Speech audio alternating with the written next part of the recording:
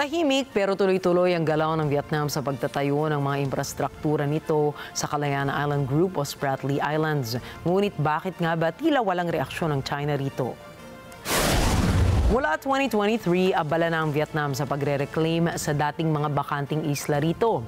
Nagtayo sila ng bagong gusali, paliparan at mga estrukturang pwedeng magsilbing military outposts at mga pasilidad. Ibig sabihin, dahan-dahan ngunit sistematikong pinalalakas ng Hanoi ang presensya nito sa South China Sea, lalo na sa mga lugar na inaangkin din ng China at pati na ng Pilipinas. Pero ang malaking tanong, bakit tila hindi lantaran itong kinokontra ng Beijing, samantalang napaka-agresibo nito sa Pilipinas? Una, mas maingat sila sa pagpapatayo ng kanilang infrastruktura sa mga isla. Katunayan rito ang walang napapaulat na harapang kontrapsyon o komprontasyon sa dagat. Tahimik silang gumagawa ng reclamation projects at military upgrades kaya't hindi agad nakapupukaw ng matinding reaksyon mula sa China.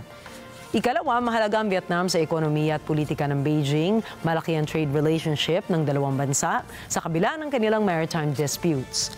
Ayon sa mga eksperto, ayaw ng China na sabay na makabangga ang Vietnam at ang Pilipinas dahil baka magkaroon ng lamat sa relasyon ng Beijing sa ASEAN. Samantala, ang Pilipinas ang kasalukuyang sentro ng agresyon ng China.